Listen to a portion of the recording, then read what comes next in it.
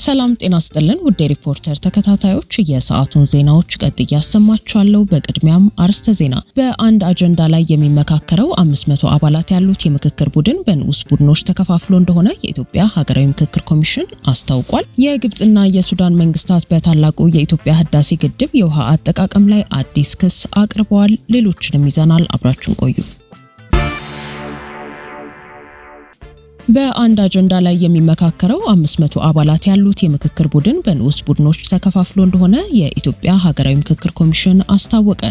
ለቀናት ከቆየው ቅድመ ዝግጅት በኋላ በዛሬው ዕለት ምክክሩ ተጀምሯል። የኢትዮጵያ ሀገራዊ ምክክር ኮሚሽን ከሐምሌ 8 ቀን ጀምሮ ለቅድመ ዝግጅትና ግንዛቤ ማስጨበጫ ተሰብስበው የቆዩትን 4000 ተመካካሪዎች በ80 ንዑስ ቡድኖች በመክፈል በአጀንዳዎች ላይ ያተኮረውን የምክክር ሂደት በይፋ ማስጀመሩን አስታውቋል። የኮሚሽኑ ኮሚሽነር አምባሳደር መሐመድ ድሪር በሰጡት መግለጫ ዛሬ ሐምሌ 13 ቀን የምክክር ሂደቱ በይፋ የተጀመረ ሲሆን በኮሚሽኑ የተዘጋጁትን 8 ዋና ዋና አጀንዳዎች መሰረት በማድረግ ምክክሩ እንደሚደረግና ሂደቱን ለመምራት 160 ከፍተኛ አማካሪዎችና 256 ቃለ ጉባኤ ጸሐፊዎች ተሰማርተዋል ብለዋል። ዛሬ ሐምሌ 13 ቀን በተጀመረው ዋና የምክክር ምዕራፍ ተመካካሪዎቹ በንዑስ ቡድኖች ተከፋፍለው መመካከር የጀመሩ ሲሆን 500 አባላት ባሉት በአንድ አብይ የስራ ቡድን ስር እያንዳንዳቸው 50 አባላት ያሏቸው 10 ንዑስ ቡድኖች በአጠቃላይ 50 አባላት ያሏቸው 80 አነስተኛ ቡድኖች በተመደቡላቸው አጀንዳዎች ላይ ምክክር እንደጀመሩ ነው የተገለጸው።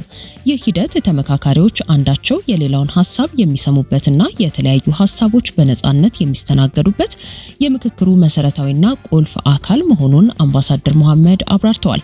የምክክር ጉባኤውን በስኬት ለመምራትና ሂደቱን ለማቅለል ኮሚሽኑ በስራ ልምዳቸውና በትምህርት ዝግጅታቸው እውቅና ያተረፉ 160 አመካካሪዎችና ውይይቶችን በትክክል የሚመዘግቡ 256 ቃለ ጉባኤ ጸሐፊዎችን ማሰማራቱን ኮሚሽነሩ ተናግረዋል። ኮሚሽነር አምባሳደር መሐመድ ድሪር እንደገለጹት ከሐምሌ 8 ቀን 2018 ዓ.ም ጀምሮ እያንዳንዳቸው 500 ተመካካሪዎችን የያዙ 8 ትልልቅ የምክክር ቡድኖች ተደራጅተው ኮሚሽኑ ይፋ ባደረጋቸው 8 የምክክር አጀንዳዎች ላይ ተመድበው በቅድመ ምክክር ውይይቶች፣ ትውውቆችና በምክክሩ የአሰራር ስርዓቶች ላይ ግንዛቤ ማግኘታቸው ተገልጿል። በትግራይ ክልል ከወታደራዊ ምልመላ ጋር ተያይዞ የጸደቀው አዋጅ በፖለቲካዊና በሐሳብ ልዩነት ጉዳዮች ላይ የሞት ቅጣት ድንጋጌዎችን ማካተቱ አሳሳቢ ነው ተባለ። በክልሉ ከአዋጁ ጋር የተያያዙ የመብትና የደህንነት ጉዳዮች ላይ ያተኮረ ሪፖርት ይፋ ተደርጓል። ቅድሚያ ለሰብአዊ መብቶች ኢትዮጵያ የትግራይ ክልል የትግራይን ሕዝብ ህልውናና ደህንነት ማስጠበቂያ ነው የተባለው አዋጅ ቁጥር 366/2018 ላይ ይፋ በተደረገ ሪፖርት ከመብት ጥሰት እስከ ዓለም አቀፍ ወንጀል የሚያደርሱ ድንጋጌዎች ያሉበት መሆኑ ተገልጿል። አዋጁ በፌዴራል መንግስት ስልጣን ጣልቃ በመግባትና የክልል መንግስት ስልጣን ወሰንን በመጣስ የሉዓላዊ ሀገር መከላከያ፣ የጦርነት አዋጅ፣ የውጭ ጠላት ትርጉምና የሞት ቅጣትን የመሳሰሉ ሀገራዊ ጉዳዮችን በክልል ደረጃ መደንገጉ ተጠቁሟል። ሪፖርቱን ይፋ ያደረገው ቅድሚያ ለሰብአዊ መብቶች ኢትዮጵያ በአዋጁ ላይ ተቃውሞም ሆነ ድጋፍ ለመስጠት ሳይሆን ሁኔታዎችን በግልጽ ለማብራራት ነው ያለ ቢሆንም የአዋጁን በርካታ ክፍተቶች በግልጽ ያስቀመጠ ሪፖርት ነው ያወጣው። በአዋጁ ጠላት የሚለው ቃል የተሰጠው ሰፊ ትርጓሜ ለከፍተኛ ፍረጃ የሚያጋልጥ ነው የተባለ ሲሆን በአዋጁ መሰረት ጠላት ማለት በቀጥታም ሆነ በተዘዋዋሪ በትግራይ ህዝብ ወይንም ጥቅም ላይ ስነ ልቦናዊ፣ ኢኮኖሚያዊ ወይንም ፖለቲካዊ ጉዳት ያደርሳሉ የተባሉ አካላት ወይንም ግለሰቦችን ሁሉ እንደሚያጠቃልል ተመላክቷል። እድሜያቸውና ጤንነታቸው የሚፈቅድላቸው የትግራይ ተወላጆች ላይ በሙሉ ወታደራዊ ጥሪን የመቀበል ግዴታ የሚጥለው አዋጁ የግዳጅ ምልመላን መሸሽ፣ መቃወም ወይንም ልጆችን ደብቆ ማቆየት በህግ የሚያስቀጣ ሆኖ መደንገጉ አዋጁ ለግዳጅ ወታደራዊ ምልመላ ህጋዊ ሽፋን የሚሰጥ አድርጎታል ተብሏል። ሪፖርተር የተመለከተው ሰነዱ በምልመላው ላይ ሂስ ማቅረብ፣ አስፈላጊነት መጠራጠር፣ የሐሰት ወሬ ማሰራጨት ወይንም ትግሉና ሰማዕታትን ማንቋሸሽ ከባድ ወንጀል ተደርገው በአዋጁ የተዘረዘሩ ሲሆን ይህም በጋዜጠኞች፣ በሲቪል ማህበራትና በፖለቲካ ተቃዋሚዎች ነጻነት ላይ ጫና እንደሚፈጥር ጠቁሟል። በትግራይ ፖለቲካዊ በብሔራዊ ሉዓላዊነት፣ አንድነት ወይንም ግዛት ላይ የሚፈጸሙ ድርጊቶች፣ ቅስቀሳዎችና የመከላከያ ሀብት ላይ የሚደርሱ ጉዳቶች እስከ ዕድሜ ልክ እስራትና የሞት ቅጣት ድረስ የሚያስቀጡ መሆናቸው በአዋጁ የተደነገገ ሲሆን በፖለቲካዊና በሐሳብ ልዩነት ጉዳዮች ላይ የሞት ቅጣት ድንጋጌዎችን ማካተት አደገኛ መሆኑ በሪፖርቱ ተገልጿል። በተጨማሪም አዋጁ እስከ 15 ዓመት ወይንም ከዛ በላይ የሚያስቀጡ ወንጀሎችን ዋስትና የሚከለክል መሆኑና ተከሳሾች በሌሉበት ፍርድ የመስጠት ያለ ፍርድ ቤት ትዕዛዝ ብርበራና እስራት የማካሄድ ስልጣን ለጸጥታ አካላት መስጠቱን በዜጎች መብትና በሕግ ስርዓቱ ላይ ጫናው የከፋ እንዳይሆን ተሰግቷል። ቅድሚያ ለሰብአዊ መብቶች ባወጣው ሰነድ መሰረት የግዳጅ ምልመላ በስፋት ከተመዘገበባቸው አካባቢዎች ሽሬ፣ አድዋ፣ እንትጮ፣ አክሱምና ውቅሮ ማርያም ከተሞች ከፍተኛውን ድርሻ ይዘዋል የተባለ ሲሆን በጥርና በየካቲት ወራት ወደ ክልሉ ምንም አይነት የመድኃኒት አቅርቦት እንዳልነበር እስከ ሚያዝያ ድረስ 81 በመቶ ሳይሰራጭ የቀረ የምግብ እርዳታ መኖሩንና የዚህ እርዳታ ተጠቃሚ የሆኑ ከ900 ሺህ የሚበልጡ ሰዎችን ጎድቷል። በተጨማሪም ለ5 ዓመታት የትግራይ ህዝብ በፌዴራል ፓርላማ ተወካይ ሳይኖረው ያለፈ መሆኑ 5 ወረዳዎች በፌዴሬሽን ምክር ቤት ውሳኔ ከትግራይ ክልል የምርጫ ክልል ስር እንዲወጡ መደረጉና ያለፉትን 2 ሀገር አቀፍ ምርጫዎች ክልሉ ሙሉ በሙሉ ሳይሳተፍ እንደቀረ ሪፖርቱ አስታውሷል።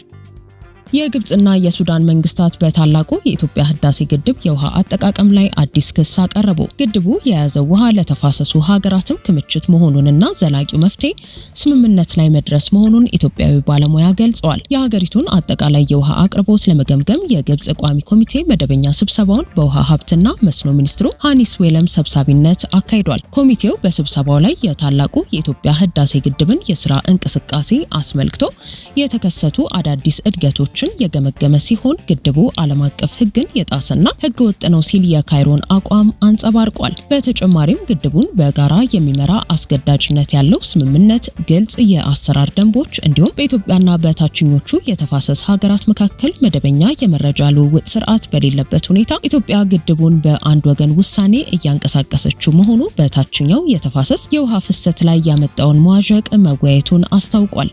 ኮሚቴው የአባይ ወንዝ በሐምሌ ወር የመጨረሻው 10 ቀናት የሚያሳየው የውሃ ፍሰት አጠቃላይ የወሩን ግማሽ ያህል እንደሚሸፍን በመጠቆም የክረምቱ ወቅት እየገፋ ሲሄድና ተጨማሪ የሃይድሮሎጂና የአየር ንብረት መረጃዎች ሲገኙ የጎርፍ ትንበያ ትክክለኛነት እየጨመረ እንደሚሄድ ገልጿል። የአባይ ወንዝ በተፈጥሮ ከፍተኛ ዕለታዊና ወቅታዊ የፍሰት መዋዠቅ የሚታይበት በመሆኑ የውሃ ሁኔታ ግምገማዎች በሳይንሳዊ ማስረጃዎች ላይ ተመስርተው ውሳኔ እንዲያገኙ ለማድረግ ከአጭር ጊዜ ለውጦች ይልቅ አጠቃላይ የሃይድሮሎጂና የአየር ንብረት አመላካቾችን ባገናዘበ ትንተና ላይ የተመሰረቱ መሆናቸውን ኮሚቴው አጽንኦት ሰጥቷል። የግብጽ ውሃ ሀብትና መስኖ ሚኒስትሩ ሃኒስ ዌለም በሚኒስቴሩ ስር ያሉ ኃላፊዎች የዝናብና የውሃ ፍሰት አመላካቾችን በየቀኑ መከታተላቸውን እንዲቀጥሉና የሃይድሮሎጂና የአየር ንብረት ትንበያዎችን አዘውትረው እንዲያሻሽሉ አቅጣጫ ሰጥተዋል። ይህም ሚኒስቴሩ የአሰራር ሁኔታዎችን ለመከለስና ተገቢውን የውሃ ሀብት አስተዳደር ለማረጋገጥ የሚያስችሉ ወቅታዊ እርምጃዎችን ለመውሰድ እንደሚረዳው ገልጸዋል።